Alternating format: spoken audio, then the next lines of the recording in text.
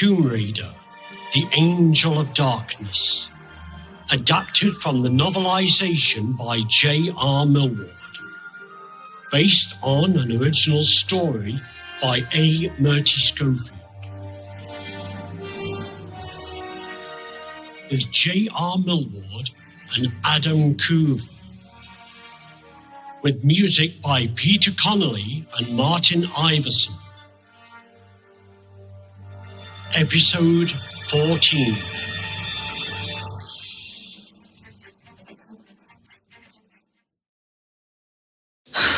Megalomaniacs are all the same. Want to take over the world and remake it to honor your glory? It couldn't be easier. All you need is a naive adventurer, a long-lost trinket that only she is clever, brave, and insane enough to find.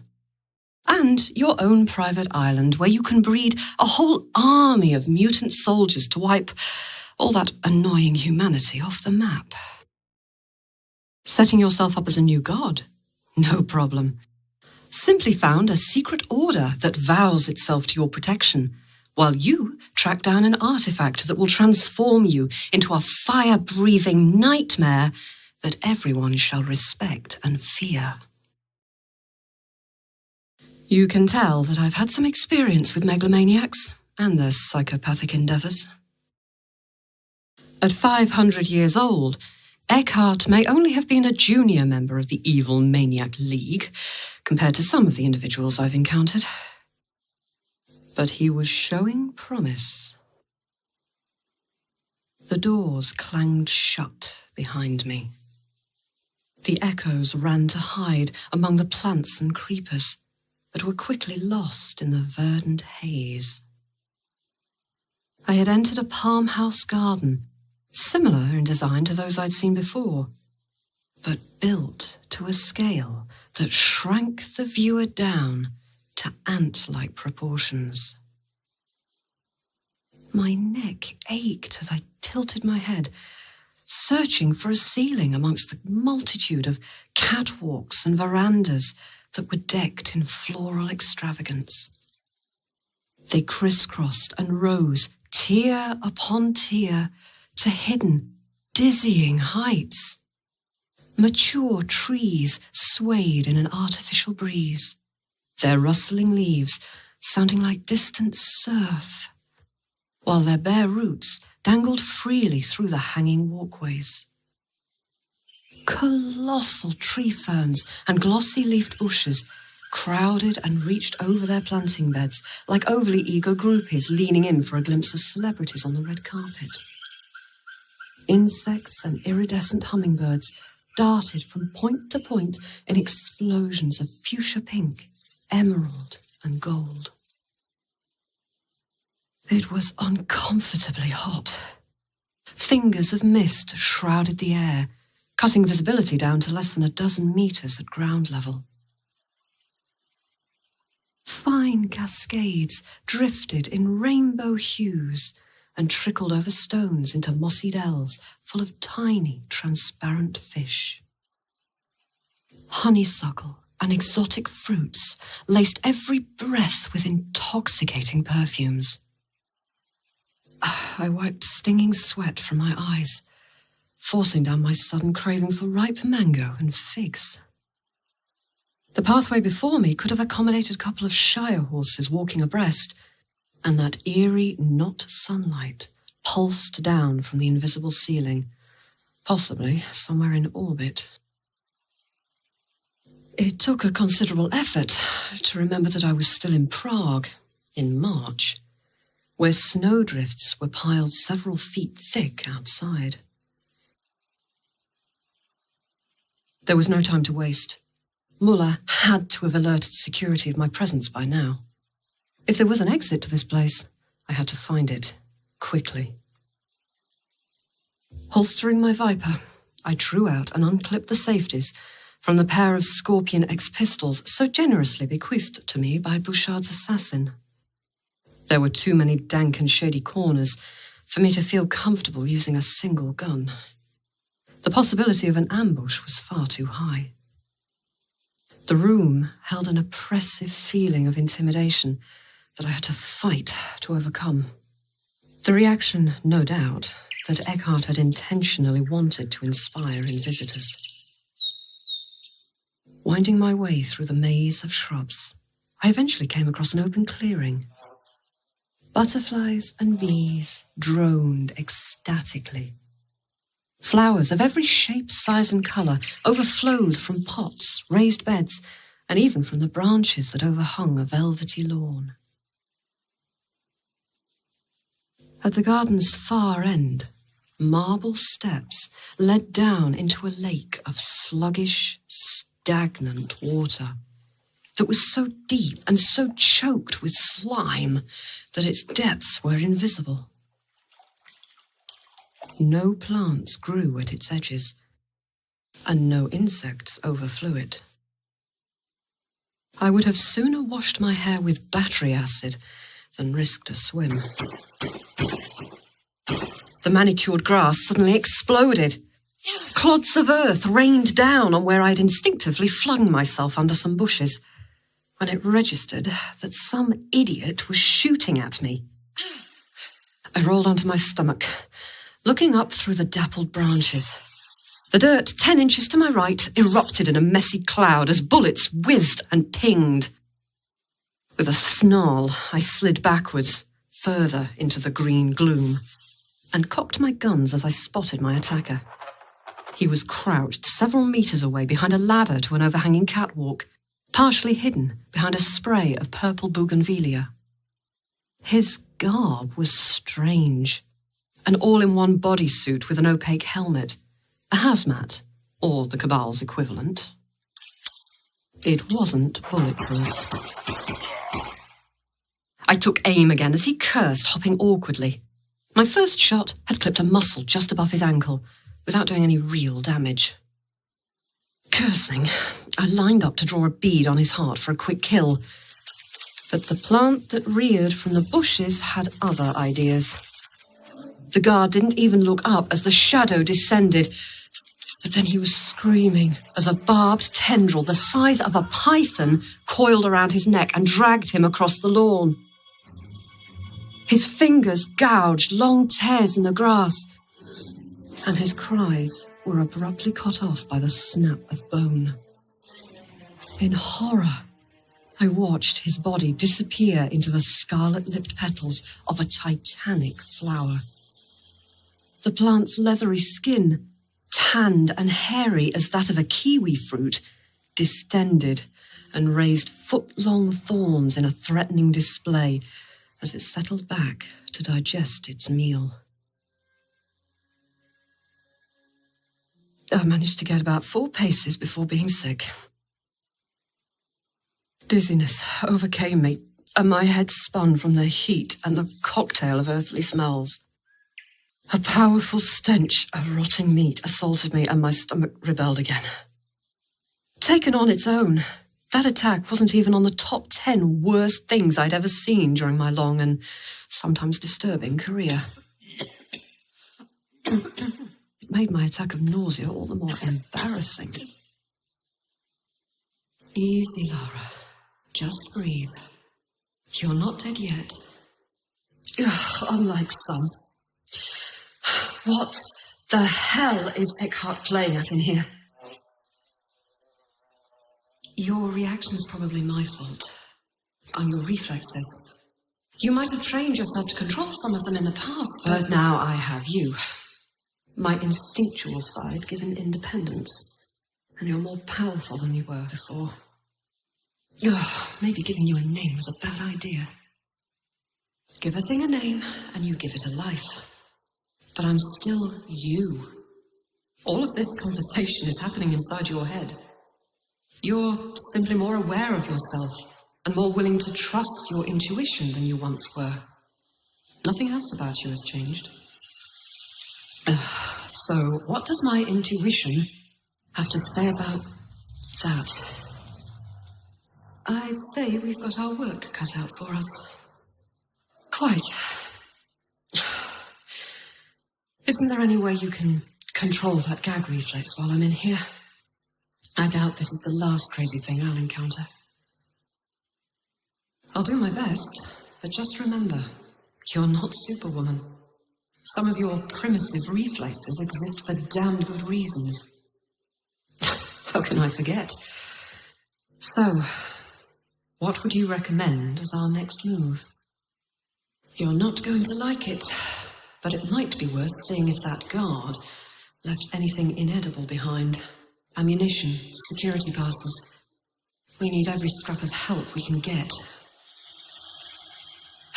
You know, I hate it when I make a valid point.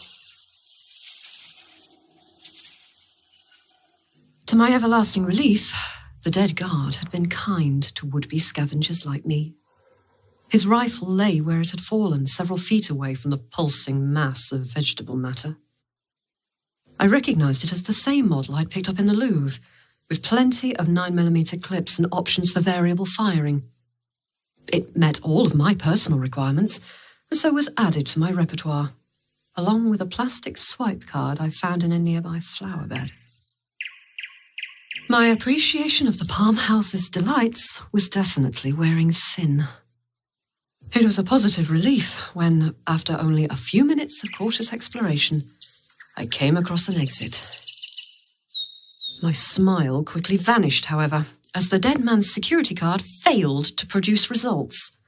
The doors remained closed, despite me cleaning and re-swiping the card several times. Damn it! Don't give up just yet, girl. Look, there are 3 readers on the lock, not 1. We simply need to find 2 more cards from 2 more security guards. They've got to be running around somewhere close by. But this place is enormous. We should be hunting down Eckhart and the paintings, not running after tiny pieces of plastic. This is exactly what I didn't want to get caught up in. Oh, quit whining, girl. You can moan about it later when we're lying in our own bed, in our own home. Now is not the time. Just get on with the job at hand. My lips compressed into a tight line. She was right, of course. She also knew, as I did, that my crankiness was almost certainly not helped by lack of sleep, and the hundreds of other factors that my all-too-human body had been coping with for the past 3 days. I was wise enough to acknowledge that fact, and fortunately still strong enough to regain a measure of control over it. With Putai's teachings echoing in my mind, I slowed my breathing to a more deliberate pace. I'm hungry. I'll eat when it's safe. This place is too unnatural, too creepy. It's nothing we haven't handled before. My head hurts. On and on it went. For maybe 5 minutes, I concentrated, isolating each distracting thought and sensation and carefully setting them aside. I envisioned a treasure chest, transparent but unbreakable, where I could fold up and place my worries one at a time.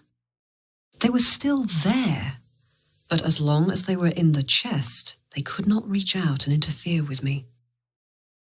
I sealed away my hunger and aching muscles, my fatigue and revulsion.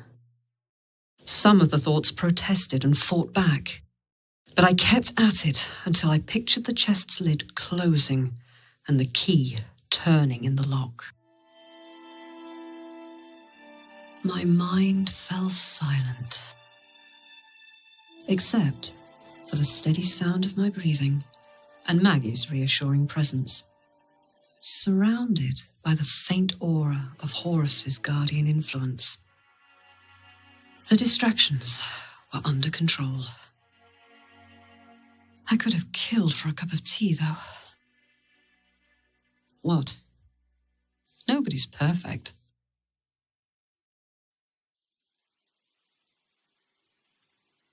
There didn't seem to be much point hunting for card-carrying guardsmen down at ground level. So I retraced the path back to the service ladder I'd spied near to the man-eating pitcher plant. It didn't so much as twitch as I inched past and dashed up the ladder like a squirrel up a pine tree. My hunt began in earnest. Keeping my body low, I crept down the walkways and along the hanging terraces. Each was an island amid a sea of greenery, a sea that was barely restrained by its human-imposed boundaries, and clearly resentful of that fact. It became harder and harder to orientate myself.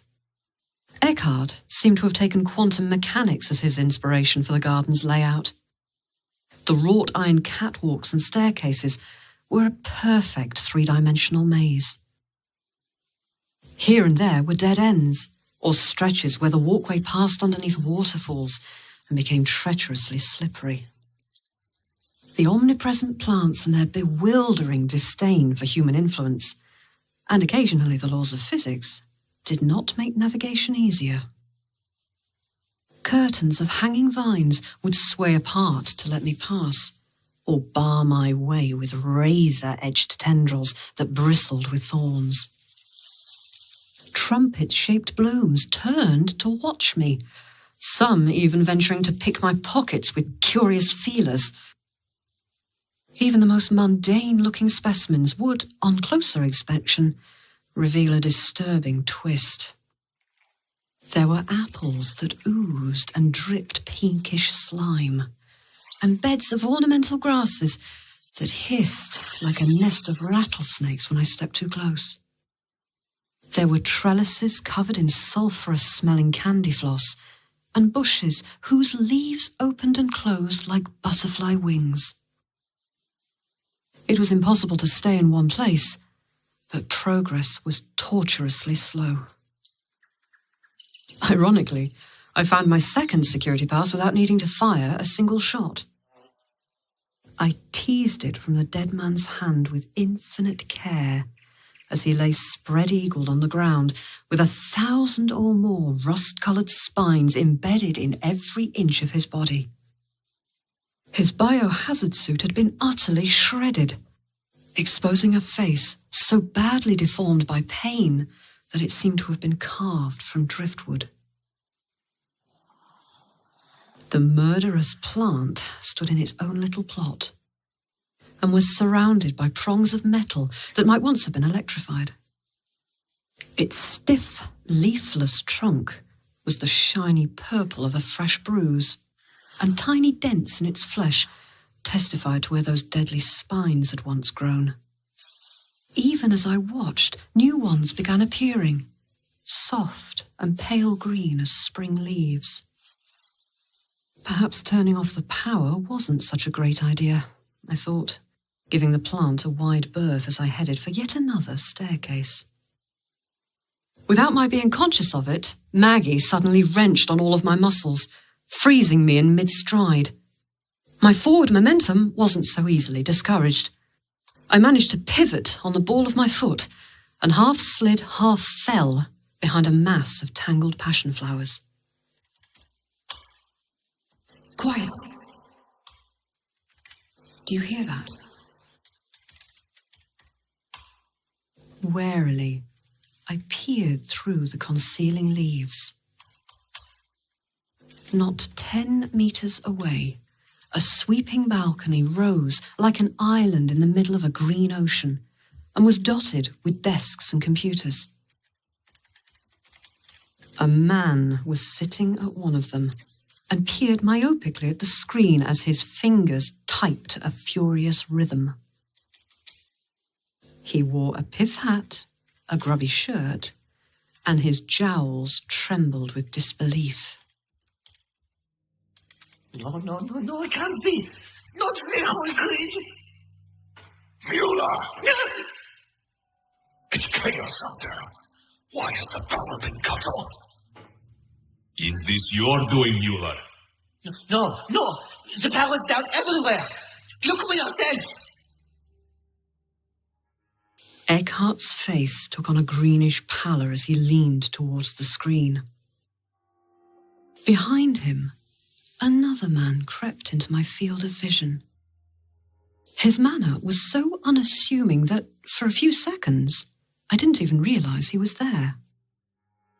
He wore an unremarkable black suit and a silk scarf, the color of old, dried blood. His features were sallow and unmemorable, neither lined with age nor the softness of youth, and his neatly trimmed hair was so blonde as to be almost white. I scanned my memory for Ludwig's dossier and decided he had to be Corell, Eckhart's right-hand man. Very well. Just confirm things in the time for now.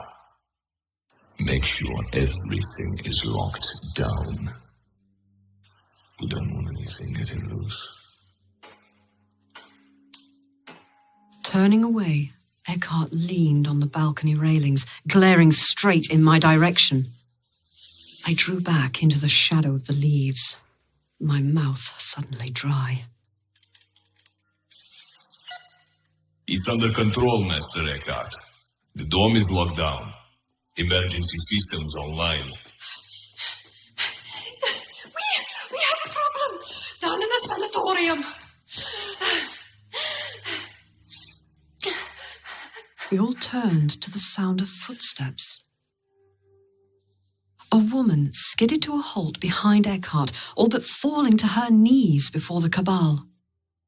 Her raven-black hair was cut in a simple bob, but could not hide the puckered scars that ran in a circle from forehead to chin, stretching her skin tightly across the underlying bones. Even from my hiding place, I could see her eyes were badly bloodshot. Tears streaked her mascara and mingled with her running nose. Her blood-stained surgical smock sought to cover a body as rail-thin as her voice, and her chest rose and fell with the effort to hold back sobs. Her hands, clad in elbow-length PVC gloves, shook uncontrollably. What problem, Boaz? Just have the guards deal with your inmates and pets. Please. I have a confession, Master Eckhart. I didn't destroy the protonethylene. Had she said armed nuclear bomb, the effect could not have been any more dramatic. Gunderson's head snapped up, and his gaze darkened with something between rage and abhorrence. Muller fell back in his chair with a whimper, his face draining to fish-belly grey. Corell only narrowed his eyes and glanced from the weeping female straight to his master. Yep, he's the right hand of the cabal, all right. The proto? You're kidding, right, Boaz? It's broken loose. I have to supervise this personally.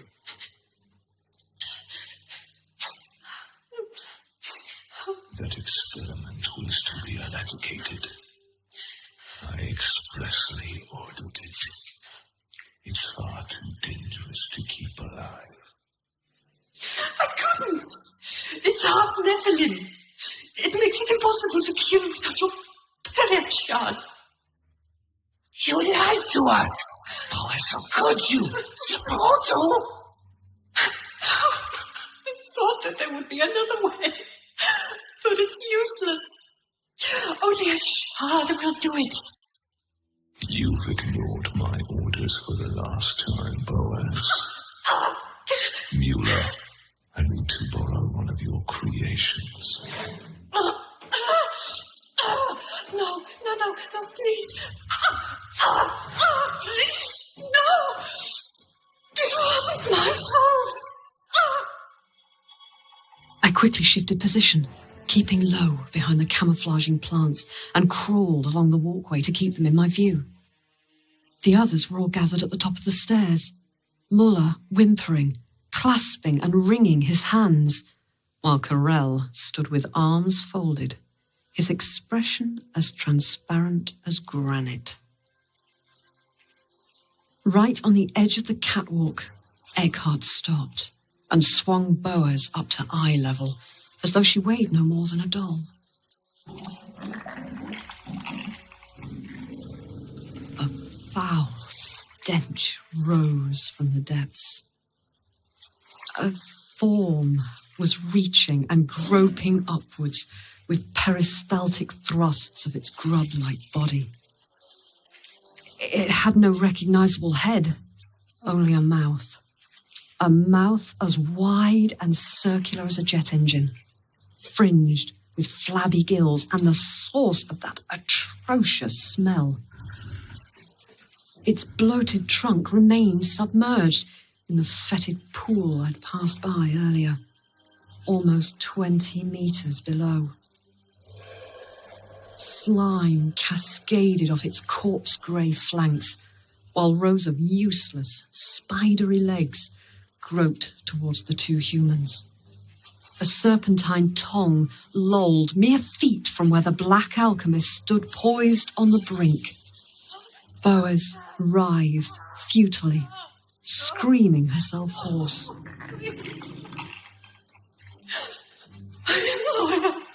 Please, have mercy. Your own incompetence has sentenced you, Boaz. You know better than to expect mercy from me. Oh, I'm loyal. Give me a chance. Not this, please. No!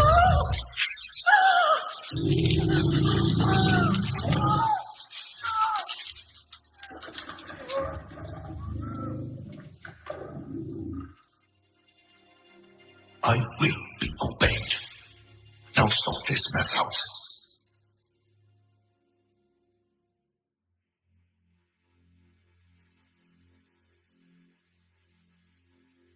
Now, aren't you glad you asked me to control those gag reflexes? The surviving members of the Cabal drew back as Eckhart swept past them. I had to admire their composure. Even Muller only cast the occasional glance back to where his colleague had fallen. Perhaps you couldn't serve as a member of Eckhart's inner circle without developing some immunity to his methods. Speaking of inner circles, I frowned. Weren't there supposed to be 6 members of the Cabal? Eckhart, Gunderson, Boaz, Carell, Muller. Where was Luther Rusek? The thought preoccupied me as I waited in my passionflower-scented hiding place until I was completely sure Eckhart and his cronies were all gone. Ludwig's dossier hadn't exactly been awash with information, but I would have recognized the person in the photograph from a mile away. I hadn't seen hide nor hair of Rusek's skeletally thin figure since entering the Strahov, and yet Ludwig had insisted he was here. Irritated, I shook my head. I couldn't afford to get sidetracked. Guns in hand, I stole further into the mesmeric greenery. Hang in there, girl. Only one more pass to go, and there, right ahead of you! The guard, nearly invisible behind a tangle of vines, went down without even knowing what killed him. Speechless, I lowered my guns. I had no recollection of having raised them. Don't mention it. Ah, right. My instincts. Atta girl. It's when you remember that you're a survivor that you're at your best. Shoot first, ask questions later. Is that our motto now? I knew he was there, and I knew he wasn't friendly. Don't confuse yourself or me with some trigger-happy infant. I rolled the corpse onto its back and spotted Maggie's justification. The bullet had entered squarely between his eyes, killing him instantly. In comparison to some of his colleagues, he'd been lucky. I see your point. Quite. I'm glad we've clarified that we know what we're doing. Now find his security card so we can get out of this crazy place. Retracing my steps turned out to be easier than I'd hoped. In no time, I was crossing my fingers and everything else as I swiped the final card in the exit lock. The doors swung inwards, bathing me in damp, blissfully cool air. The walls of the corridor ahead were bare concrete, streaked with moisture. The temperature continued to plummet until goosebumps rose on my arms and my breath came out in soft clouds of vapor. My internal compass was of little use, but I did get the sense of plunging even deeper underground. The corridor ended abruptly in a circular, hermetically sealed chamber. There didn't appear to be anyone else around. Alone and wary of a trap, I entered and jumped when the door swished closed behind me. The exit, however, remained stubbornly closed. I pressed the release, swiped all my security cards, and even banged on it with my fists. Oh, for God's sake, open up! I jumped back in sudden alarm. My mysterious stalker grinned at me through the bulletproof glass. You really have made a mess of things, haven't you? Who for? The stalker who stole my painting? What do you want with the painting? Who are you? Maybe I'll explain later, Miss Croft. But for now, I have to go and turn the power back on. Leaving me here, I take it? You've caused enough problems over the last few days. Safer for everyone if you stay in one place for a while. You'll be okay in there. And this? My period shard. You Picked it up at the Louvre? Yes. After you stole my painting. My satisfaction increased as he bit his lip, glancing hungrily from the shard to me and back again. His hand clenched and unclenched, but then he ruined it by stepping back, shaking his head as if flicking off an irksome fly. I suddenly had a lousy premonition. All this can wait. I'll know where you'll be. Take a breather from damaging things, why don't you? Wait! Oh, no, you have got to be kidding. You can't just walk away. Without breaking his stride, he flipped one of those jaunty salutes over his shoulder. Then he was gone. I lashed out and kicked the door frame. In hindsight, not the wisest move. It hurt my foot a lot more than it hurt the door. Fuming, I sank down onto the steel-panelled floor, with nothing in the world to do but wait. Stupid, cowardly, American, of all the bloody cheek. Men.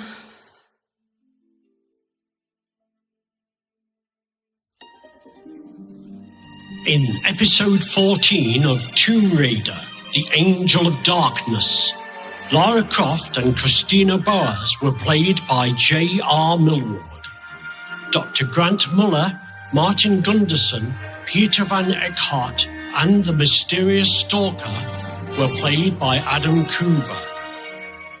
Written and adapted by J.R. Millward. Based on an original story by A. Murty Schofield. With music by Peter Connolly and Martin Iverson. Additional sound effects courtesy of www.freesfx.co.uk, the BBC, and the YouTube Audio Library. Produced by Stephen Millward. Lara Croft and Tomb Raider are the property of Crystal Dynamics and Square Enix.